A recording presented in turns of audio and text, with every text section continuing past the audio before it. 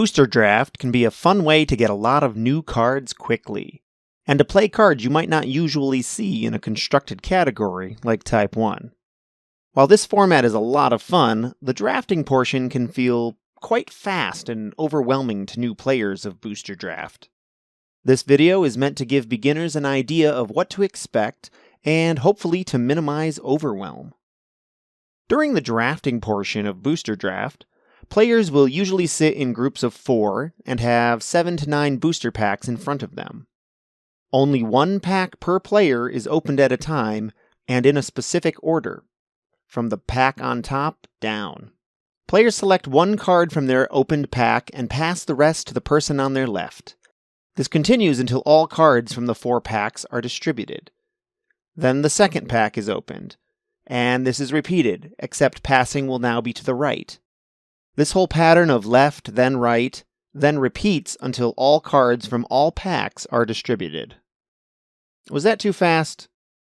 Let me slow it down. Say you've decided to play Booster Draft at a tournament.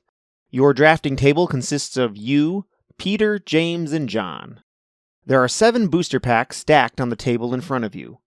Don't touch them until instructed to do so by a judge. When the judge gives the instruction to start drafting, your table will have a limited amount of time to complete the card distribution, the building of your deck, and the sleeving of your cards. More on those other parts in a few minutes.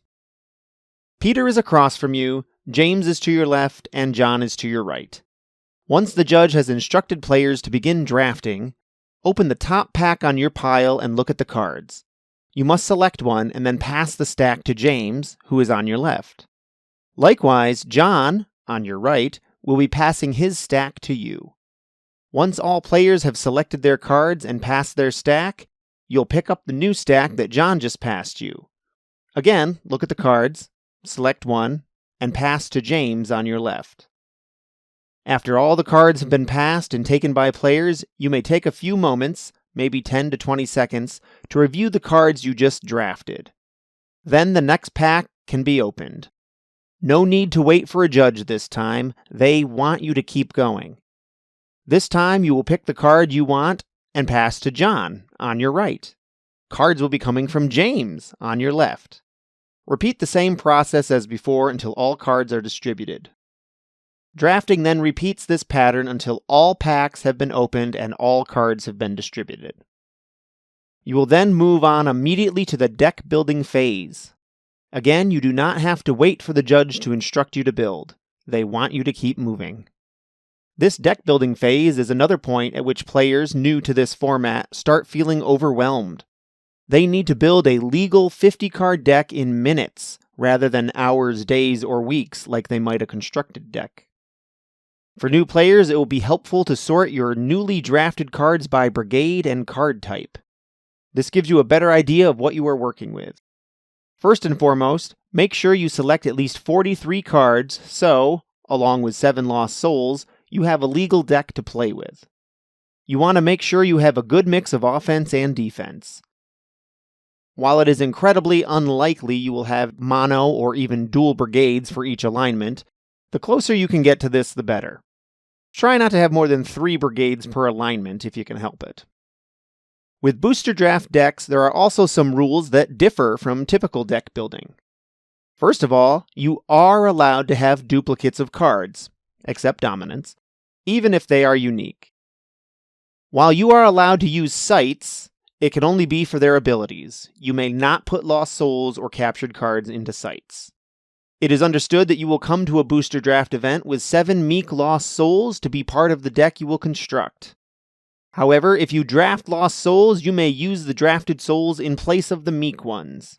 You must still have a legal deck containing 7 Lost Souls per 50 to 56 cards, or 8 Lost Souls for 57 to 63, and so on. Sometimes the event organizer may provide meek Lost Souls for you to borrow for the day, to be returned after the event. Some other things to keep in mind. During the drafting process, when you first open a new booster pack, the top card facing you will always be a rare or ultra rare. Unless you are willing to give the player next to you an ultra rare, you should probably take it. While drafting, if you are not seated with each person on a north, east, south, west side of a table, but rather two on the same side of the table across from the other two, then passing is first clockwise, then counterclockwise, rather than left then right. If you choose to have a reserve, make sure you have cards in your main deck that can access the cards you have in reserve. While this may seem obvious, it is easy to overlook when speed constructing a deck. Also, you will need to fill out a reserve list that will go with you throughout the event. It never feels like enough time, but in order to keep the tournament moving, everyone must adhere to the time limits. So the point is, don't dawdle. You don't have time to pore over every card in detail. When drafting, do a quick assessment, grab one, and pass. When deck building, quickly sort your cards and throw like-brigaded characters and enhancements into your deck. Swap out whatever lost souls you want and add the utility you want.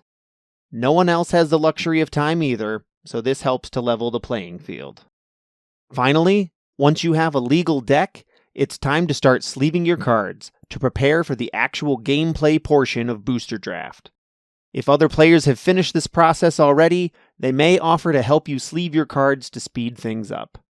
Once this process is complete, this is the deck you will play with for the entirety of the Booster Draft event. If the deck is clunky and doesn't perform as well as you'd like, take it as a learning experience for next time. Most importantly, have fun. After the event, you get to keep all the cards you drafted. What a fun way to add to your collection quickly. And that's it. You are now ready to play Booster Draft. Enjoy.